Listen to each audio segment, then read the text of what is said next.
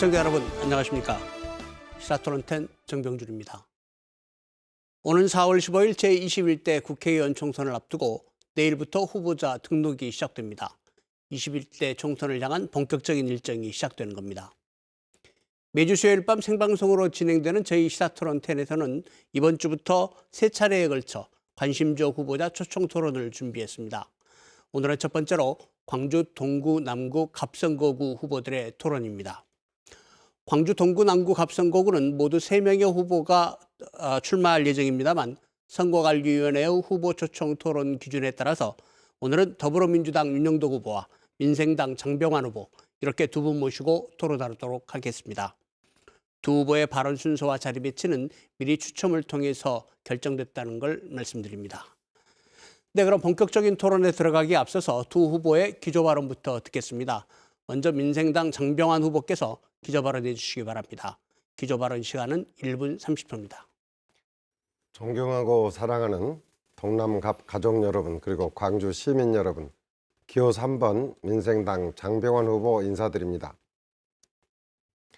코로나19로 얼마나 어려움이 많으십니까? 이번 주부터는 강력한 사회적 거리 두기에 들어가는 등 코로나 사태의 장기화로 가정과 삶의 터전에서 고통을 겪는 분들이 날로 늘고 있습니다. 제가 사는 아파트 앞 단골 콩나물국밥집은 평소 빈 좌석이 없는 곳이었지만 지금은 겨우 문만 열고 있습니다. 선거사무소 바로 앞 어린이집엔 부모님들이 여전히 아이를 맡기고 일터로 향합니다. 소중한 자녀를 직접 돌보고 싶어도 마땅한 다른 방도가 없기 때문입니다. 수많은 소상공인과 자영업자들 그리고 부모님들의 아픈 마음을 헤아려 봅니다. 정치는 국민의 삶과 안전을 지켜줘야 합니다. 저는 김대중 대통령 시절 기초생활보장제도 도입 등으로 IMF 외환위기를 극복한 경험을 가지고 있습니다. 지금 이 어려움을 극복하고 국민 경제와 민생을 다시 일으켜 세울 책임자라고 생각합니다. 부디 저를 일꾼으로 부려주시기 바랍니다. 네, 이어서 더불어민주당 윤영덕 후보의 기조 발언 듣겠습니다. 역시 시간은 1분 30초입니다. 존경하는 광주 시민 여러분, 사랑하는 남구 주민 여러분, 안녕하십니까? 기호 1번 더불어민주당 윤영덕입니다. 코로나19 확산에 대응하기 위해서 정부와 국민들이 온 힘을 다해서 사투를 벌이고 있습니다. 이번 위기 상황의 조기 정식을 간절히 바라면서 애쓰고 계시는 의료진과 관계 공무원 그리고 국민 여러분께 경의를 표합니다. 이번 더불어민주당 후보 공천 과정에서 남구 주민 여러분과 더불어민주당 당원 여러분께서는 저 윤영덕을 선택을 해주셨습니다. 제가 선택받은 것은 구시대의 낡은 정치를 청산하고 새로운 시대 정신을 담은 참신하고 깨끗한 정치, 그리고 할 말하고 일 잘하는 야무진 젊은 정치를 해보라고 하는 엄중한 명령이라고 생각을 합니다. 잘 아시는 것처럼 촉별혁명으로 문재인 정부가 출범했지만 촛불 개혁 과제는 여전히 미완성입니다. 이번 4.15 총선은 촛불 개혁 과제를 흔들림 없이 완수해 갈 수 있느냐 없느냐의 분수령이고, 또한 광주 정치의 세대 교체를 통해서 광주 정치의 자존감을 회복하느냐 그렇지 못하느냐의 분수령이라고 생각합니다. 저 윤영덕이 촛불 개혁 과제의 완수와 광주 정치의 혁신을 위해서 앞장서겠습니다. 감사합니다. 네, 지금부터는 두 후보 간의 본격적인 토론에 들어가겠습니다. 토론에 들어가기 전에 두 후보께 당부 말씀 드리고 싶습니다. 우리 시민들께서 그동안 정치인들이 일방적으로 자기 얘기만 하면서 서로 싸우는 그런 모습에 많이 실망하고 계십니다. 그래서 오늘 토론은 좀 더 생산적으로 진행되었으면 합니다. 자기 의견을 얘기하는 데 그치지 않고 상대의 의견도 충분히 듣는 그런 경청의 토론회를 해주시기를 당부드립니다. 또 토론 내용도 인신공격 같은 상대 비판만이 아니라 지역의 문제, 나라의 문제를 함께 걱정하는 그런 내실 있는 토론을 함께 해주시기를 부탁드립니다. 자, 그럼 토론에 들어가겠습니다. 오늘 토론을 위해서 후보자들께 미리 주제 3개를 드렸습니다. 첫 번째 토론 주제는 국회의원이 되면 무엇을 할 것인가, 이런 주제입니다. 국회의원이 되면 가장 먼저 하고 싶은 일 또는 만들고 싶은 법 이런 게 있다면 어떤 것인지 먼저 두 후보자의 얘기를 듣고 상호 토론을 이어가겠습니다. 먼저 윤영도 후보부터 말씀해 주시기 바랍니다. 발언 시간은 2분입니다. 네, 저는 정치 신인입니다. 아직 그 국회 의정 활동의 경험이 없습니다.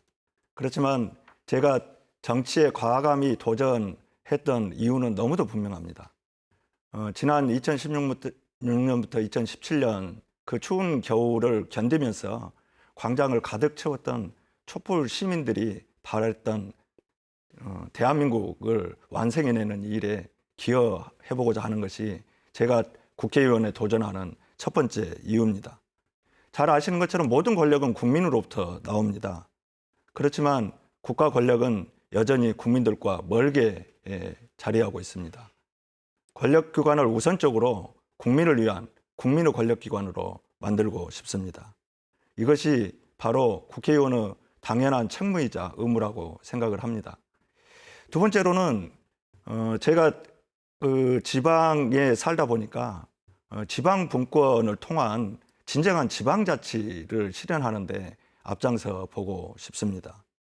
이것을 위해서 가장 먼저 입법하고 싶은 법안은 촛불 시민들이 바라는 나라다운 나라를 위해서 우리 나라에서 필요한 개혁 법안들을 제출하는 것입니다. 예를 들어서 공정거래법 등을 비롯한 법제 개혁을 통해서 재벌 개혁을 이루는 문제랄지, 또 고위공직자 범죄 수사처를 차질 없이 설치하는 문제 등을 포함해서 검찰 개혁 법안을 다뤄보는 것이랄지, 언론 개혁과 사회 대개혁을 위한 개혁 입법 활동을 하는 것이랄지, 이런 것들을 통해서 우리 사회가 좀 더 나아지는 그런 발전을 이루는 사회가 되도록 의원으로서 역할을 다해보고 싶습니다. 네, 윤영도 후보 말씀 잘 들었습니다. 이어서 장병환 후보 말씀해 주시기 바랍니다. 역시 시간은 2분입니다. 네, 제가 이 정치에 입문한 이유는 낙후된 호남의 발전을 좀 뒷바라지하고 특히 호남 인재들이 차별받지 않는 그러한 정치를 실현해 보고 싶었기 때문입니다. 지난 10년간 그러한 일을 충실히 해왔다고 자부합니다. 이제 만약 제가 당선이 된다면 이제 4선 중진 의원이기 때문에 호남인들이 가장 바라는 일, 즉 호남 중심의 정권 재창출을 위한 그러한 그 마중물 역할을 제가 해야 된다는 생각을 해서 이번에 출마를 하게 되었습니다.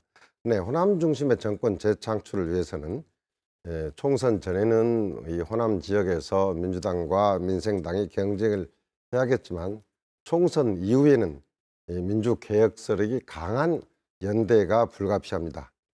그렇기 때문에 총선 이후에는 바로 이러한 일에 매진해보고 싶습니다. 21대 국회에는 저는 우선 가장 시급한 우리 사회가 요구하는 과제가 청년과 여성 그리고 코로나19로 촉발된 이 사회 안전한 요구가 매우 크기 때문에 청년과 여성 건강을 세 축으로 하는 입법을 최우선적으로 추진하겠습니다. 먼저 청년들이 주거 안정을 위해 국민연금 재원을 활용해서 공공임대주택을 공급하는 공공주택 특별법을 제정하고자 합니다. 또한 취업준비생의 생활안정을 위해 취업 6개월 전부터 실업급여를 선지급하는 고용보험법을 개정할 것이고요. 최근 N번방 사건에서 보듯 우리 사회가 성범죄에서 여성과 아동들을 안전하지 보호하지 못했기 때문에 여성들이 이 불법 촬영 공포에서 안심할 수 있도록 몰카 방지법을 제정해 성범죄 예방과 사생활을 보호할 것입니다. 끝으로 감염법 예방법을 개정해서 감염병 발생 시 단계별로 책임 병원을 지정하고 감염병과 일반 질환을 구분해서 진료하도록 할 것입니다. 네, 장병환 후보 말씀 잘 들었습니다. 네, 그럼 계속해서 주도권 토론 이어가겠습니다. 국회의원이 되면 무엇을 할 것인가 이 주제를 가지고 각각 후보들께서 주도권을 가지고 토론하는 그런 시간입니다. 토론 시간은 각각 5분입니다. 먼저 윤영도 후보께서 주도권 토론 시작하시겠습니다. 네, 우리 장병환 의원님께서는 방금 말씀하신 것처럼 삼선 의원이시고 이제 4선에 도전을 하십니다. 국회의원이 되시면 이번 그 21대 국회에서 호남 중심의 정권 재창출을 민주개혁 세력의 강한 연대를 통해서 이뤄보고 싶다 이렇게 말씀을 하셨는데요. 장병원 의원님이 지금 몸담고 계시는 민생당이 과연 호남 중심의 그런 정권 재창출을 한번 이뤄보고자 하는 그런 일치된 그런 뜻을 가지고 있는지 그것이 좀 저는 일단 의문입니다. 뭐 아시는 것처럼 민생당이 지난 2월에야 그 바른미래당, 대한신당 그리고 민주평화당 이 3당이 합당해서 이게 새로 만들어진 당 아닙니까? 어떤 국민들은 이 민생당이 선거를 앞두고 급조된 정당 아니냐 이런 그 비판도 하고 계시다고 듣고 있고 또 그 민생당이 함께하고 있는 이 새 정당이 가치나 이념 또는 소위 그 정당이 기본적으로 함께 뜻을 모아야 될 이런 어떤 정책의 측면에서 과연 이질감은 없는지 하는 그런 또한 의문도 있는 것 같습니다. 그래서 이러한 부분에 대해서 정병원 의원님이 21대 국회에서 해보시고자 하는 호남 중심의 정권 재창출, 과연 민생당 안에서 정말 의원님이 말씀하시는 그런 뜻에 모두가 함께 해주실 수 있다고 생각하시는지 거기에 대한 의견을 좀 듣고 싶습니다. 윤 후보께서 지금 지적해 주신 말씀 뼈저리게 아프게 생각을 합니다. 현재의 민생당이 국민의당에서 분열된 새 당이 서로 이 통합해서 지금 장당이 되었는데 아직 물리적 통합이 아니라 화학적 통합 단계까지 이르지 못한 채 지금 선거에 임하는 것이 사실입니다. 그런데 여기서 중요한 것은 저는 꼭 민생당 중심의 이 호남 정권 재창출을 이야기 드리는 것이 아니고 호남 세력이 호남이 주도하는 저 정권 재창출을 말씀드리는 겁니다.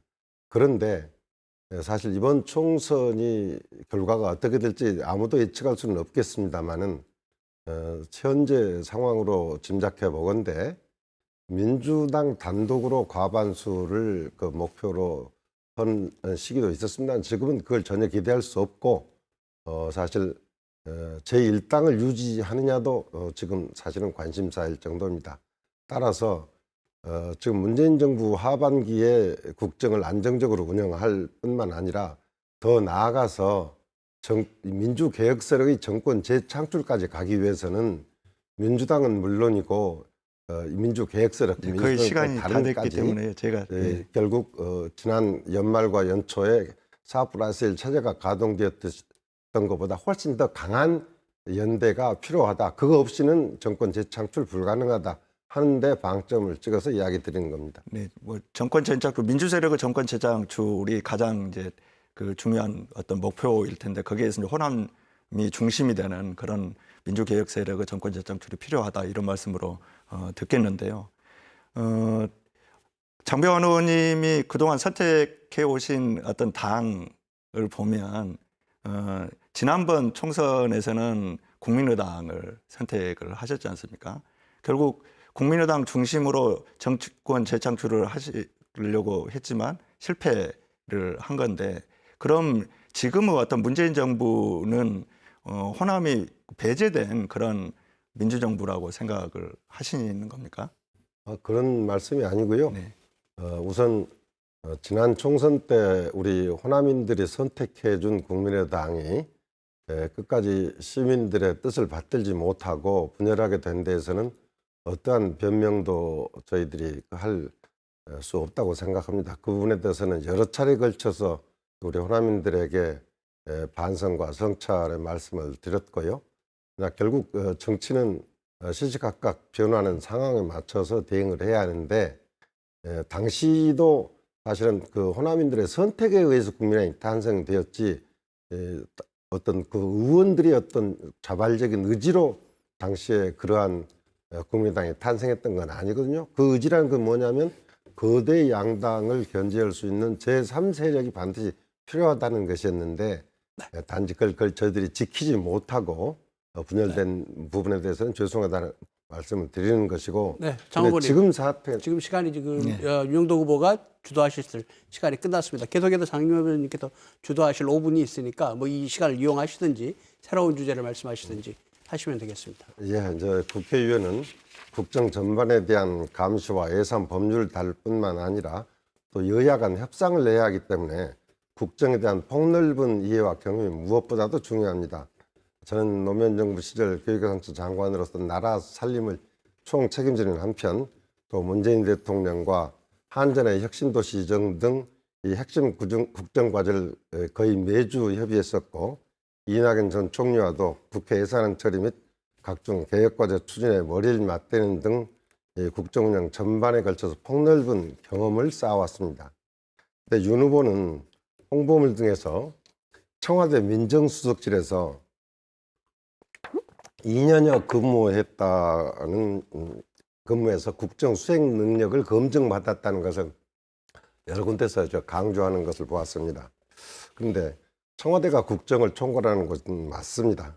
그리고 또 그렇지만 민정수석실은 주로 대통령 친인척 비리나 인사 검증 업무를 하는 곳 아니겠습니까? 그래서 좀 윤 후보께 두 가지 질문을 드리고 싶은데요. 윤 후보께서 단지 약 2년간 민정수석실 실무자로 일했던 것이 공직 생활의 어떤 전부인 것으로 알고 있습니다. 근데 지금 청와대 비서실에는 약 200여 명의 행정관이 있고 또 비서관이나 수석 비서관 등 이 상관들이 즐비합니다. 그리고 민정수석실 업무는 앞서 말씀드렸듯도 이 민생과는 그렇게 폭넓은 그 연관이 없어요. 그렇기 때문에 정치, 외교, 안보 그리고 교육 등 이 폭넓은 국정 수행과 어떻게 연결이 되는지 그리고 지역 발전을 위한 예산 확보 능력은 어떻게 이 민정수석실의 행정관 경험이 연결되니 잘 이해가 되지 않습니다. 이 부분에 대해서 좀 유권자들께 좀 알기 쉽게 설명을 해주시면 좋겠고요. 이제 두 번째로는 저는 이제 문재인 대통령에게 이런 말씀을 드린 적이 있어요. 이 대구에서 거제 간의 그 약 5조 원 정도 소요되는 이제 중부 내륙 고속철도가 있습니다. 이것은 예타 면제를 해서 추진을 하면서 광주에서 순천 간 이 경전선 전철화 사업은 약 1조 8천억 정도밖에 소요되지 않는데도 불구하고 예타도 통과시켜주지 않고 예산도 반영을 안 해줬어요. 그래서 제가 청와대에서 회의를 하면서 대통령께 이런 식으로 지역 차별을 하면서 국토 균형 발전을 이야기는 해서는 안 된다. 이렇게 따져서 말씀을 드렸고 이런 지적을 받은 사실 대통령과 정부 측에서 이 문제점을 깨달아서 여러 가지 기준을 고치고 해서 결국 작년 국회에서 이 경전선 이제 전철화 사업이 이제 타당성도 인정이 되고 또 이제 예산 반영의 길도 이제 터져서 1조 8천억 예산을 확보했습니다. 근데 지금 우리 윤 후보의 이 청와대 민정수석실 행정관 경험으로 사실 이렇게 정부에서 호남을 홀대했을 때 과연 대통령에게 그것을 지적하고 따끔하게 따지면서 왜 호남을 홀대하느냐고 이야기를 할 수 있으시겠는지 좀 그 부분에 대해서 답변을 좀 부탁드리겠습니다. 네, 두 가지 질문을 주셨는데요. 첫 번째, 민정수석실에는 4개의 비서관실이 있습니다. 그래서 뭐 공직자 검증이나 이런 그 업무만을 하는 것이 아니고 이제 민정수석실 중에서도 제가 근무했던 곳이 민정비서관실인데 민정수석실이 일종의 선임비서관실 역할을 하고 있거든요. 주요한 업무는 그겁니다. 민심 청취와 국정 운영 리스크 관리 이런 것들이 주요한 임무여서 저는 2년여 근무 동안 정부 중앙부처 거의 대부분의 업무에 대해서 그것이 대통령의 국정 운영에 미칠 부정적인 영향은 없는지 이런 것을 항상 모니터링하면서 그런 부분이 대통령의 국정 운영에 부정적인 영향을 미치지 않도록 하는 그런 일들을 해왔기 때문에 뭐 짧은 시간이었지만 뭐 의원님에 비해서는 의원님은 그 오랫동안 공직에 계셨고 또 10년 동안 의정 활동을 하셨기 때문에 훨씬 저보다 이제 많은 경험이 있으시겠지만 저도 또한 그 제가 갖고 있는 시민사회의 그런 경험이랄지 또 제 전공인 그런 국제정치학에 대한 것들을 살리면서 그런 문재인 정부 국정 운영에 나름대로 폭넓게 좀 참여를 하면서 경험을 쌓았다 이렇게 말씀을 드리고 싶습니다. 네, 두 후보의 주도권 토론 시간이 끝났습니다. 윤영도 후보께도 두 번째 질문에 답변하실 시간이 없었던 게 좀 아쉽긴 합니다만 준비된 대로 계속 진행해 나가도록 하겠습니다. 이번에는 각 후보들의 대표 공약을 알아보는 시간입니다. 먼저 각 후보들의 대표 공약을 2분씩 듣고요. 주도권 토론을 이어가겠습니다. 이번에는 장병환 후보께서 먼저 말씀해 주시기 바랍니다. 시간은 2분입니다. 네, 저는 그 양질의 청년 일자리부터 행복한 노후까지 지역 주민 모두에게 고루 지원되는 남구발전 2080 프로젝트를 제시했는데요. 이것을 완성을 한다면 지역 경제 발전과 지역의 교통난 해결 그리고 어르신들의 행복한 삶이 보장된다는 점을 말씀드립니다. 첫째, 남구와 광주 경제를 획기적으로 발전시키기 위해서 에너지밸리 산업단지를 현재 약 2배 정도인 100만 평 정도로 확대하고 남구를 이 결과로 남구를 에너지 신산업단지의 중심지로 만드는 한편 또 송암공단은 문화 콘텐츠 산업 거점 기지로 완성을 하려고 합니다. 이렇게 되면 약 15,000개의 질 좋은 일자리가 창출될 것입니다. 둘째는 남구 교통 문제를 확실히 해결하겠습니다. 백운광장의 지하차도 건설과 진월 인터체인지의 조기 완공 그리고 대화 아파트와 서문대로간의 터널을 조기 개통해서 4통 8달의 남구 교통 지도를 만들어내겠습니다. 셋째로 어르신들이 행복한 남구를 만들기 위해서 현재 치매국책사업단과 기초과학지원연구를 중심으로 국립노화연구원을 유치하고 노화 종합 클러스터를 조성하겠습니다.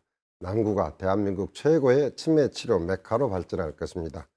끝으로 저 장병환만이 가능한 5개 대형 국책과제를 추진하겠습니다.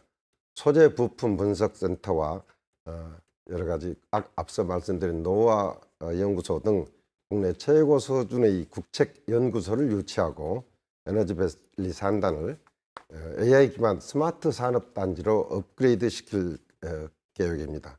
기업하기 좋은 환경을 만들어서 질 좋은 일자리가 넘치는 광주로 만들어 나가겠습니다.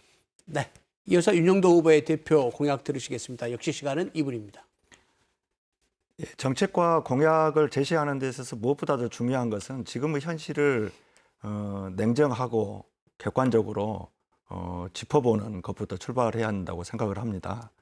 우리 남구는 여러 가지 면에서 활력을 잃고 있는 그런 모습을 보이고 있습니다. 청년들이 빠져나가고 있고 또 일자리도 줄어들고 있고 실제 통계를 보더라도 인구도 줄어들고 있습니다. 이런 상황 속에서 좋은 일자리를 창출하는 것이 무엇보다도 중요하다고 생각을 합니다. 좋은 일자리는 결국 4차 산업혁명 시대에 맞는 새로운 어떤 산업의 성장 동력을 만드는 것이 필요하다고 생각을 하는데요. 그와 더불어서 중요한 것은 이러한 산업에서 자기 그 끼와 또 소질을 마음껏 발휘할 수 있는 그런 인재를 양성하는 것입니다. 이런 그 측면에서 봤을 때 남구가 가진 어떤 지역적인 여건을 고려해 본다면 장병환 의원님께서도 그 제시하고 있는 공약처럼 에너지 신산업을 남구 중심 산업으로 발전하는 것이 필요하다고 생각을 합니다. 또 하나 그 정보통신 기술을 문화 콘텐츠 산업에 결합시키는 그런 일도 중요하다고 판단이 되어집니다. 에너지 신산업과 인공지능, 빅데이터 등을 융복합한 차세대 에너지 융복합 산업 클러스터를 구축하겠습니다. 에너지 융복합단지 종합지원센터와 광주경제자유구역청을 신설해서 광주 남구가 에너지 신산업의 메카가 될 수 있도록 추진하겠습니다. 그리고 제2 에너지밸리 산업단지를 조성하겠습니다. 송암산업단지 일원을 문화 콘텐츠 산업의 거점 도시로 육성하는 데 관심을 갖고 국립 아시아 문화전당과 연계한 문화 콘텐츠 산업을 발전시키는 데 노력하겠습니다. 네, 말씀 잘 들었습니다. 계속해서 후보들의 주도권 토론 들어가겠습니다. 먼저 장병환 후보께서 주도권 토론해 주시기 바랍니다. 시간은 5분입니다. 네.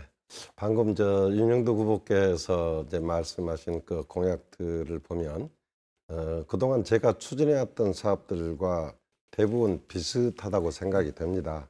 뭐 우리 남구의 여건이 그러니까 충분히 이해되는 부분입니다. 특히 윤 후보의 첫 번째 말씀하신 차세대 전력에너지 융복합 산업 클러스터 구축인데요. 이것은 이제 제가 남구에 우리 에너지밸리 산단을 조성을 하고 국회 산자위원장 시절 그 에너지밸리 특별법을 이제 통과시켜서 추진하고 있는 사업입니다. 이외에도 이제 앞 말씀하신 송암산단 문화 콘텐츠 산업단 조성 이런 것들이 제가 이제 기초를 닦아서 구체적으로 이미 추진되고 있는 사업들입니다. 그래서 마치 윤 후보께서 제가 그동안 남구 미래를 위해서 구상으로 준비를 잘해왔다고 좀 칭찬해 주신 것 네. 같아서 이 자리를 빌어서 좀 고맙다는 말씀을 드립니다. 그런데 사실 기획에서 장관을 했던 저도 이 에너지밸리 산단 조성을 위해서 이 사실은 정부와 3년간을 씨름해서 이 광주 강진 고속도로를 이 대촌을 통과하게 좀 관철해 냈거든요. 그리고 송암산단 문화 콘텐츠 이 조성 사업도 사실 타당성 조사를 통과하기까지 무려 3년이 걸렸습니다. 여러 차례 이제 수정 절차를 거치고 그걸 아주 드랍하려고 하는 것을 다시 좀 보류시켜가지고 다시 보완하고 해가지고 그래서 이러한 거대 사업들은 뭐 기재부를 하거나 문화부를 하거나 뭐 또 산업부를 하거나 이런 여러 부처하고 수많은 그 협의를 거쳐야 하고 또 예산을 확보하고 또 여야 간에 또 협의를 거쳐 최종 국회를 통과해야 하는데 그 윤 후보께서 도대체 이러한 그 난관을 어떻게 돌파해 나가실지 좀 그런 전 답변을 좀 부탁드리겠습니다. 네, 그 말씀 하신 것처럼 그동안 우리 장병환 의원님께서 삼선 의원을 하시면서 광주 발전은 물론이고 남구 발전을 위해서 여러 가지 기여를 해오셨다고 하는 점을 저는 높이 평가하고 싶고요.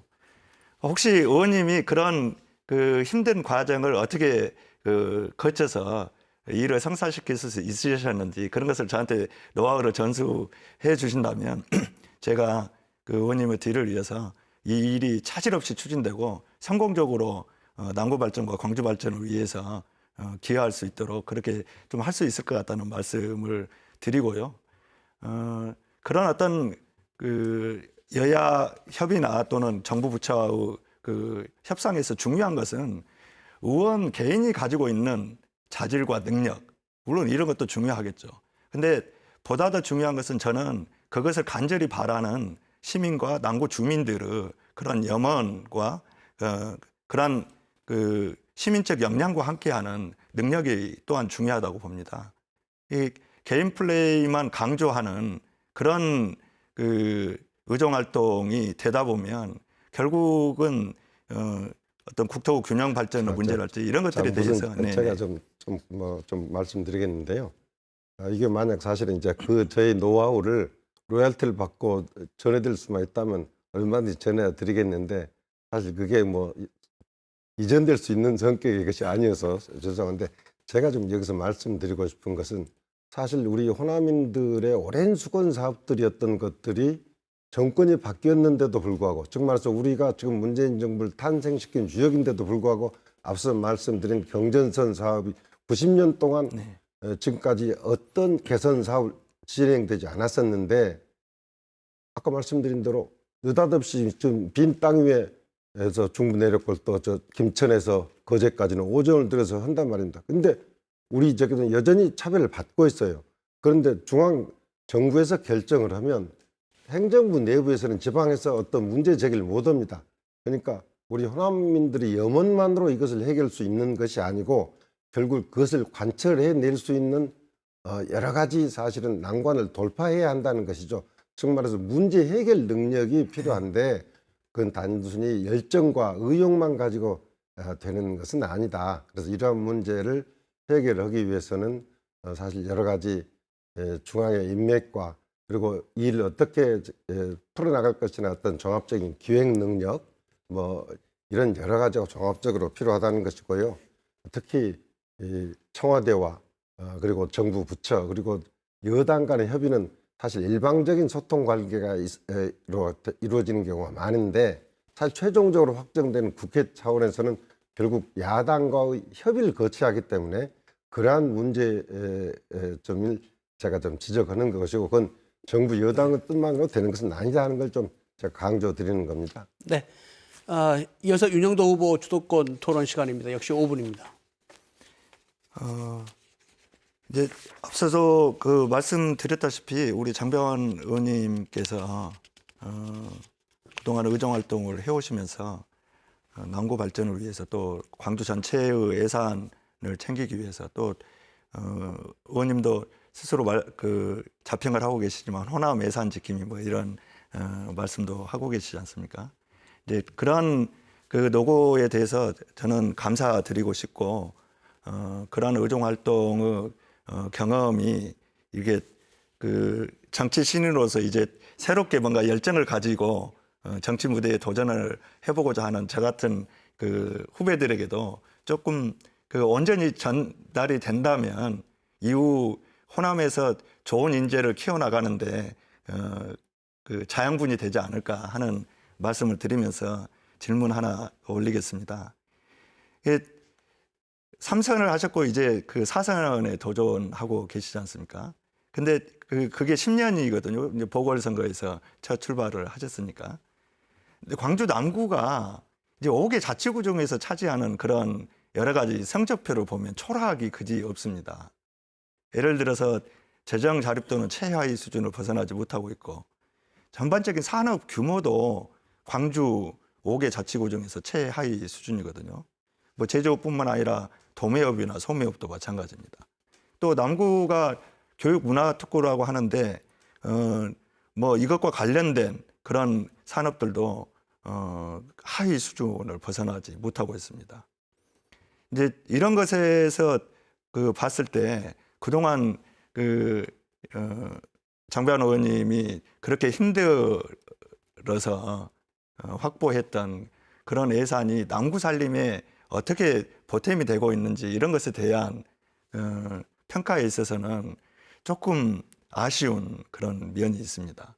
더더욱이나 이제 남구는 제가 보니까 축구장도 없고 영화관도 없는 그런 상태가 오랫동안 지속되고 있지 않습니까?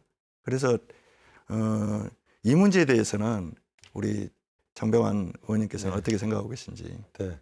바로 좀 윤 후보께서 저에게 질문하는 문제의식을 저도 남구의 가족이 되면서 굉장히 심각하게 생각했던 문제입니다. 그런데 우선 그 재정 자립도는 전체 사업비 중에서 우리 구 자체 수입이 얼마가 되느냐는 비율로 표시되는데 사실은 구 자체 수입이 작아도 자립도가 낮아지지만 전체 사업 규모가 커져도 자립도는 낮아집니다. 그러니까 자립도만 가지고 저의 업적을 평가하는 것은 좀 의미가 없고요. 정말해서 국비 사업을 많이 따오면 모수가 커지지 않습니까? 모수가 커지는데 거기는 자체 예산으로 부담을 않기 때문에 자립도는 낮아지지만 실질적으로 남구 발전은 되고 있는 거죠. 그다음에 두 번째로 아까 말씀드린 대로 남구에 어떤 산업적 기반이 전혀 없습니다. 그래서 바로 제가 에너지 산단을 만들어서 에너지 신산업체를 집중적으로 육성하려는 것이고 송암공단을 문화산업단지로 바꾸고 해가지고 지금 이제 아시다시피 지금 공사가 한창 진행 중이지 않습니까? 이미 국책연구원 들어왔고 그래서 이 사업들이 종료되는 예를 들어서 에너지 산단은 약 한 2년 뒤 송암 산단은 약 한 3년 뒤면 공사가 완공되고 기업들이 입주하게 될 겁니다. 그때면 이 남구의 어떤 산업 환경이 확실히 바뀌어질 거라는 말씀드리고요. 뭐 하루아침에 변화하지는 한 가지만 않을 더 텐데. 말씀드릴게요. 예. 뭐냐면 남구가 그럴 수밖에 없는 것은 왜 그러냐. 지금 상업지역이 남구가 여타구의 절반밖에 안 됩니다. 즉 말해서 여러 가지 이런 그 제조 도소매와 같은 이 산업 기반이 들어설 환경 자체가 없습니다. 나머지는 전부 다 그린벨트이기 때문에 따라서 축구장이나 영화관 이것도 결국은 국공유지가 없고 이런 유휴 토지가 없기 때문에 지금까지 문제가 되었습니다만 이제 축구장 예산도 이미 확보가 됐기 때문에 이제 총선 제가 이후 되면 시간이 별로 건설이 될 없어서요. 거고요. 네네. 그래서 이 남구의 제약된 환경과 이런 여기를 극복하기 위해서 제가 바로 그러한 일을 추진해 왔고 그런 것은 한 2, 3년 뒤면 네네. 가시적인 성과가 나타날 거다 하는 말씀을 드립니다. 예, 그렇게 오랫동안 고생을 해오셨고 그런 기회를 해오셨기 때문에 이미 기반은 만들어졌다 이런 평가이신데 저는 집권 여당의 후보로서 의원님이 그동안 남구 발전을 위해서 노력한 그 성과를 보다 더 의미 있게 남구 발전에 영향을 미칠 수 있도록 하는데 노력을 좀 해보고 싶습니다. 우리 여러분님의 열정에 대해서는 높이 평가하고 제 또 실적에 대해서도 네. 인정해 준 것에 대해서는 감사드립니다. 네, 이제 마지막 토론 순서, 주제 토론 순서입니다. 세 번째 토론 주제는 상대 후보에 비해서 내가 가지는 국회의원으로서의 경쟁력, 이것은 무엇인가? 내가 가지는 강점, 이걸 말씀해 주시는 건데요. 먼저 각 후보들의 발언은 1분씩 듣겠습니다. 먼저 윤영도 후보께서 말씀해 주시기 바랍니다. 시간은 1분입니다. 예, 저는 무엇보다도 이번 총선에서 제가 가진 강점은 집권 여당의 후보다라고 하는 것일 것 같습니다. 여러 가지 지역 현안을 해결하는 데 있어서나 지역 발전의 장기적인 계획을 수립하는 데 있어서나 또는 예산을 확보하는 데 있어서 집권 여당이 가진 영향력을 무시할 수 없습니다. 그런 측면에서 저는 야당 후보인 장병환 의원님보다 비교 우위에 있다 이런 말씀을 감히 드리고 싶고요. 두 번째, 저는 젊은 정치 신인입니다. 그래서 누구한테 빚진 것이 없습니다.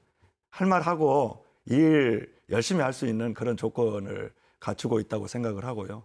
세 번째는 저는 지역사회에서 오랫동안 시민사회 단체 활동을 하면서 지역 현안에 대해서 고민해왔고 또 정책 대안을 만들기 위해서 시민들의 눈높이에서 함께 고민했습니다. 지역 일꾼이 국회에 진출하게 된다면 지역의 사정에 보다 더 잘 아는 그런 후보가 의원이 될 것이라고 생각합니다. 네, 이어서 장병환 후보 말씀 듣겠습니다. 역시 시간은 1분입니다. 저는 정부에서 기획예산처 예산실장 차관 장관을 거쳤고 국회에서는 정책위의장, 산자위원장, 원내대표를 역임했습니다. 또한 예산 분야 공직자 모임인 예우회 회장도 현재 맡고 있습니다. 또한 여야를 구분 없이 폭넓은 인적 네트워크를 갖추고 있습니다. 문재인 대통령과 노무현 정부 시절에 주요 국정과제에 대해서 거의 매주 긴밀한 협의를 했었고 이낙연 전 총리와는 고등학교 1년 선후배 사이입니다만 정부와 국회에서 항상 국가 정책과 지역 문제, 지역의 발전에 대한 고민을 함께 했었습니다. 또한 저는 이 여야를 불문하고 많은 신뢰를 받고 있습니다. 우리 광주에 특화된 법인 에너지밸리법과 광산업법을 여야의 합의로 통과시킨 것이 바로 그것을 증명하고 있습니다. 이용섭 광주시장과 김영록 지사와도 당과 무관하게 지역 예산 사업을 항상 논의해서 확보하고 있다는 말씀을 드립니다. 네, 두 분 모두 말씀 잘 들었습니다. 계속해서 주도권 토론 이어가겠습니다. 먼저 윤영도 후보부터 시작해 주시기 바랍니다. 이번에는 시간이 4분입니다. 네. 우리 장병환 의원님께서는 삼선을 하시면서 10년 동안 이제 국회에서 의정 활동을 해오셨는데요. 남구 전체를 대표하는 그런 국회의원이셨을 때도 있으셨고 또 동구, 남구가 합해져서 각과 을로 분리된 이런 상황에서도 또 국회의원을 하셨습니다. 그 10년 국회의원을 하시면서 이제 남구 발전을 위한 여러 가지 역할들을 해오셨다고 스스로 자평하고 계시고 저도 이제 의원님께서 활동한 그런 것들에 대해서 감사 마음을 전하고 싶은 것이 있는데요.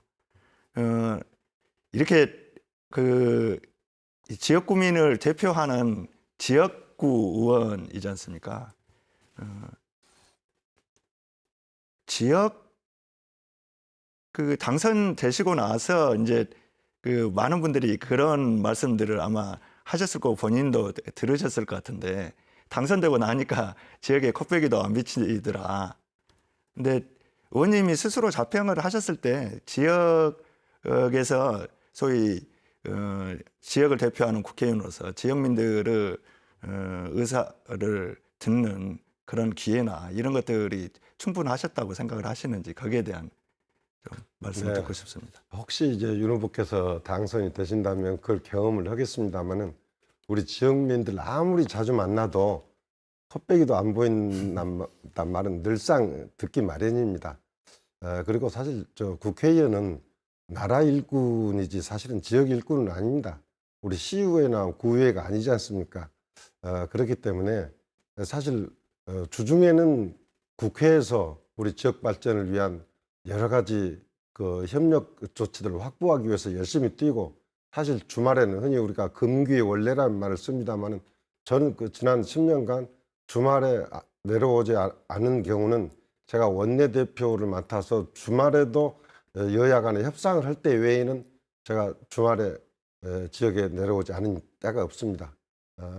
그러나 주중에 지역 활동을 포기하고 사실은 지역에만 몰입한다면 그것은 오히려 또 본령을 벗어난 일이라고 아마 생각합니다. 그 지역구 주민들이 그 뭐 주중에까지 내려와서 지역에서 활동해라 이런 것은 아마 아니실 거예요. 그러니까 말씀드린 대로 네. 사실 제가 국회 본회의 출석률이 우리 광주 의원 전체 중에서 1위를 기록을 한 데서 알 수 있듯이 주중에는 국회 활동에 열심히 하고 주말에는 아까 말씀드린 예외 없이 지역 내려와서 지역민들과 만나고 민원을 청취하고 의견을 들어왔다는 말씀을 드립니다. 네네. 그럼 하나 더 여쭙고 싶은 게, 그럼 이렇게 그 2018년도에 민선 7기 그 지방 정부가 출범을 했지 않습니까? 네. 그 이후 혹시 남구청장이나 아니면 남구의회와 뭐 정책 협의든지 아니면 지역의 어떤 폭넓은 여론을 수렴하는 이런 기회를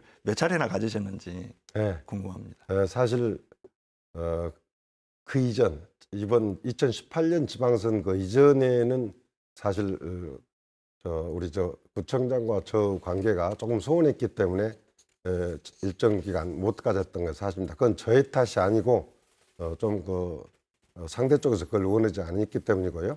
18년 이후에는 2018년도에 19년 예산을 편성할 때도, 그리고 작년에 금년 예산을 편성할 때도 우리 구청과 그리고 구청 구의원들, 시의원들과 정책 협의를, 이제 당이 다르니까 당정 협의는 못하고 정책 협의를 거쳐서 금년도 예산에 예를 들어서 반영했고요. 예를 들어서 말씀드리면 제 지역구도 아닙니다만은 사직공원에 사모님 죄송합니다. 말씀 상설 중에. 공연장을 네. 건설하는 윤영도 거. 후보의 주도권 토론 시간이 끝났습니다. 계속해서 장 후보님께서 하실 수 있는 시간이니까 말씀을 이어가셔도 되고 새로운 주제를 제기하셔도 됩니다. 네. 시간은 그분 4분입니다. 네, 그 부분 간단히 마무리하겠습니다. 네. 사실은 제 지역구가 아닌데도 불구하고 그 당시 예산 협의회 때 구청장이 저에게 건의를 해서 사직공원에 200억 원의 예산을 들여서 상설 공연장 짓는 사업을 이번 국회에서 확보를 했습니다. 바로 그것이 사실은 당과 관계없이 지역 일에는 결국 여든 야든 그게 상관없지 않습니까? 올해 하나가 되어야지 않겠습니까? 그래서 그런 이 정책 협의를 여러 차례 가져왔다는 말씀을 드립니다. 그 한 가지 이번 이제 경선 그 국면을 지켜보면서 사실은 우리 민주당에 대한 그동안 비판의 목소리가 매우 높았어요. 안타깝게도 사실 저희 국민의당에서도 이 공천 결과가 좀 번복된 일이 좀 일어났습니다만은 어쨌든 사실 이 경선이 좀 아름답게 치러졌으면 좋았을 텐데 좀 우리 동남갑도 그지 아름답다고 하는 결말은 아니지 않냐는 그 생각이 듭니다. 그런데 저는 그 최영호 구청장과 같은 이제 카톨릭 신자입니다. 그래서 같이 미사를 본 적도 많고 같이 특히 최영호 구청장 일기 때에는 많은 그 남구 발전을 위해서 또 힘을 모아오기도 했습니다. 근데 이제 언론 보도에 따르면 윤 후보 측에서 이 최영호 후보에 대한 의혹을 어떤 대법원을 통해서 유포했다는 게 보도가 있는데요. 근데 이 과정에서 지금 두 후보 간에 이 서로 검찰 고발전이 벌어지면서 우리 지역 선거가 좀 아까 말씀드린 대로 아름다운 경선이 아니고 진흙탕 싸움처럼 비춰져서 안타까운 심정이 듭니다. 그래서 혹시 이 윤 후보나 또는 후보 캠프에서 최 전 청장이 주장하는 것처럼 이 의혹을 조직적으로 알리고 지인이 대포폰을 이용해서 전파한 적이 있는지 여부와 또 윤 후보께서는 항상 이제 젊고 깨끗한 정치 신임을 강조하셨는데 최 청장 주장처럼 허위 사실 그 유포와 연관성이 밝혀진다면 이걸 어떻게 대응하실 것인지 좀 네. 여쭙고 싶습니다. 그 의원님 말씀하신 그 핵심적인 내용이 경선이 조금 아쉽다. 경선 과정과 결과가 이런 것인데 저는 어쨌든 아름다운 경선을 정말 해보기를 간절히 바랬고요. 근데 방금 두 가지 질문 주신 대포폰 문제하고 검찰 고발전 이건 전혀 사실 무근입니다. 저희 측이 이 중국인 명의의 대포폰을 사용했다고 하는 것은 일방적인 주장에 불과하고요. 이 부분에 대해서는 저도 그 입장문을 통해서 검찰이 이미 수사를 하고 있기 때문에 철저한 수사가 진행됐으면 한다는 점을 밝힌 바 있고, 그다음에 검찰 고발전인데 이건 뭐 저희 그 전화 또는 저희 캠프에서 고발한 내용은 한 건도 없습니다. 경선에서 아쉽게 그 뜻을 이루지 못한 측에서 제기한 문제이고요. 그리고 뭐 여러 가지 저희 그 더불어민주당이 이번 경선 과정에서 시민 여러분들에게 끼친 그런 여러 가지 우려에 대해서는 저도 더불어민주당 후보 한 사람으로서 깊이 그 유감을 표하고자 합니다. 네, 이렇게 해서 광주 말씀하시겠습니까? 아니 시간이 너무 예. 부족한 것 같습니다. 네. 이렇게 해서 광주 동구 남구 갑 선거구의 후보자들 간의 주제 토론은 마치겠습니다. 아마 후보들께서는 50여 분의 시간이 굉장히 금방 지나갔다 이런 생각을 하실 것 같은데요. 이래 토론을 마치면서 시민들께 마지막 당부 인사하시겠습니다. 각각 시간은 1분 드리겠습니다. 먼저 장병환 후보 마무리 발언 해주시기 바랍니다. 네, 우리 광주와 남구는 할 일이 태산같이 많습니다. 지금 발전을 위해서 뛰지 않으면 뒤처질 수밖에 없습니다. 국회의회는 배우는 자리가 아니라 최고의 능력을 발휘해 지역을 발전시켜야 하는 자리입니다. 연습할 시간이 없습니다. 지난 10년 광주와 남구 발전을 위해서 열심히 뛰어왔고 성과로 보여드렸습니다. 성과로 검증된 저 장병환을 시민 여러분들께서 마음껏 일꾼으로 부려주십시오. 이번 국회의원 선거는 1인 2표입니다. 한 표는 인물에, 한 표는 정당에 투표합니다. 이 일은 당이 아니라 사람이 합니다. 대한민국 최고 예산 전문가 저 장병환의 여러분의 소중한 한 표를 행사해 주기 당부드립니다. 감사합니다. 네, 이어서 윤영도 후보께서 마무리 발언해 주시겠습니다. 역시 시간은 1분입니다. 존경하는 광주 시민 여러분, 남구 주민 여러분, 저는 세상이 좀 더 나아졌으면 하는 그런 바람을 늘상 가져왔습니다. 그리고 평범한 사람들의 삶이 존중받고 대접받는 세상이 되었으면 하는 그런 기대를 가지고 학생운동에 참여를 했고 또 유학을 다녀와서 학생들과 강의실에서 그러한 얘기들을 나눴고 시민사회 활동을 했었습니다. 그리고 좋은 기회에 청와대에 올라가서 대통령 국정 운영을 보좌하면서도 이러한 저 뜻이 국정에 조금이라도 반영이 됐으면 하는 그런 간절한 마음으로 일했습니다. 이제는 국회를 바꿔야 할 그런 시간입니다. 이번 4.15 총선이 여러분들이 만들어준 문재인 정부를 성공시킬 수 있느냐 여부를 가름하는 중요한 선거가 될 것입니다. 더불어민주당 후보인 저 윤영덕을 지지해 주십시오. 감사합니다. 네, 두 후보의 마무리 발언을 끝으로 저희 KBS 광주방송 총국이 준비한 광주 동구 남구 동구 갑 선거구 후보자 초청 토론회를 모두 마치겠습니다. 시민 여러분들의 후보 선택에 많은 도움이 되셨기를 바랍니다. 그리고 상대 후보를 존중하면서 품위 있는 토론을 해주신 두 후보께도 감사 인사 드리겠습니다. 네, 시사토론텐 다음 주 이 시간에는 광주 광산을 선거구의 후보자 초청 토론회를 마련했습니다. 다음 주에도 많은 시청 바랍니다. 안녕히 계십시오.